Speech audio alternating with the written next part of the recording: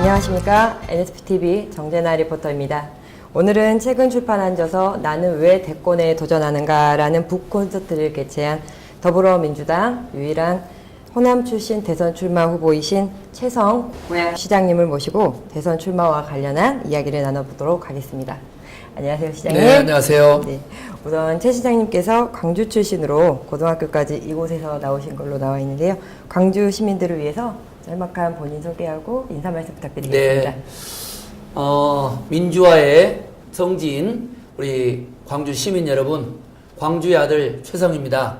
저는 광주에서 초중고등학교를 나오고 또 아버님께서 여기서 존경받는 또 교육자로 계셨고 또 형님도 여기서 지금 정치를 하고 계시는 뼛속 깊이 광주인입니다. 또 김대중 대통령께서 해방 이후 최초의 정권교체를 하실 때 김대중 후보의 안보 보좌역 TV토론 대책팀장으로서 또 대통령이 되신 다음에는 청와대에서 북핵 위기와 역사적인 남북 정상회담의 성사 또 IMF 외환 위기를 극복하는 데 있어서 주역으로서 활동을 했습니다. 그 광주의 아들 저 최성이 지금은 고향 시장으로서 이번에 더불어민주당의 대선 후보 경선에 출마했습니다. 관심 가져주시고 광주 정신 그리고 김대중 대통령님의 대통합 정신으로 꼭 정권교체 이룩하겠습니다. 최성 시장님께서는 김대중 전 대통령의 적통임을 주장하시면서 정치권의 사이비 DJ 노무현 정신을 비판하셨는데요. 어떤 것이 진짜이고 사이비 DJ 노무현 정신은 어떤 것인지 설명 부탁드리겠습니다. 네. 김대중 대통령님의 정신은 행동하는 양심 그리고 그 행동하는 양심은 민주주의와 정의, 평화, 인권입니다. 네. 근데 요즘 많은 분들이 김대중 정신을 이야기하면서도 자기 자신의 대권력 또 어떤 정치적인 욕심 때문에 정말 박근혜 탄핵의 적폐 세력인 새누리당과 대연정을 하겠다고 정말 납득할 수 없는 한심한 주장을 하면서 김대중 정신을 팔고 있고 또 여러 가지 이 반민주적이고 또 개헌 논란 이런 부분에서도 정말 민주주의와 인권 그리고 촛불 민심이라고 할 수 있는 개혁 진영의 어떤 이 청렴성 그리고 도덕성 그리고 사회 정의 또 평화 이런 부분을 지향하는 새로운 정치를 주창하는 게 아니라 자기 중심으로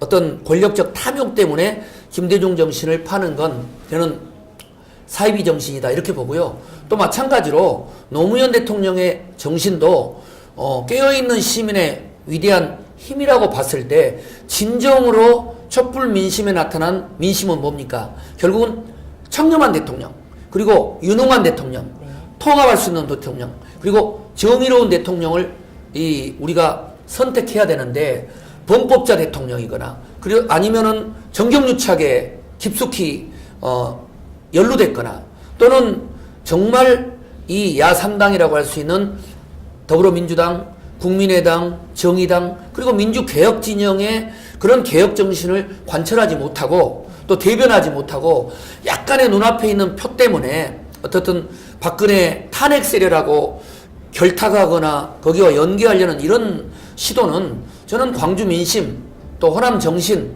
그리고 민주개혁 진영이 용납하지 않을 거다. 이름하여 저는 그것은 사이비 김대중 정신이고 사이비 노무현 정신이다.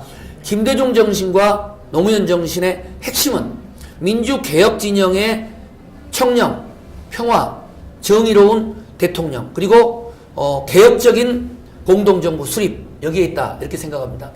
네, 이번 탄핵 정국에서는 더불어민주당과 국민의당 후보의 각축이라는 시각이 있습니다. 그런데 현재 양당 대선 주자 가운데 최성 시장님의 인지도가 선호도가 말씀드리기 민망할 정도로 좀 최하위인데요.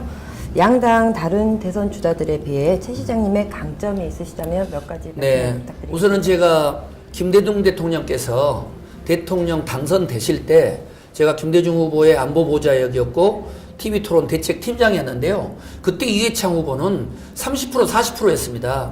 그 부분을 역전하는 데 제가 중심적인 역할을 했고요. 지금 가장 그동안에 지지율이 높았던 분이 누굽니까? 반기문 전 유엔 사무총장 아닙니까? 네. 지금 어디에 가 계시나요? 그리고 이명박 대통령, 박근혜 대통령 얼마나 지지율 높았습니까? 나라를 이 꼴로 만들었지 않습니까? 네. 지지율의 높낮이에 민심이 움직여서는 안 됩니다.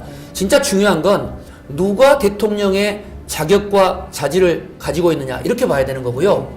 또 하나 저는 김대중 대통령 선거를 포함해서 제가 비록 광주광역시 출신이지만 그러면 김대중 대통령의 후광을 가지고 광주에서 얼마든지 국회의원에 출마할 수 있었지만 저는 단 한 명의 연고가 없는 경기도 고양시에 출마해서 지지율 0%에서 시작해서 거기는 가장 토백이 출신의 과기부 차관과 경쟁해서 경선 이기고 본선 이겼습니다.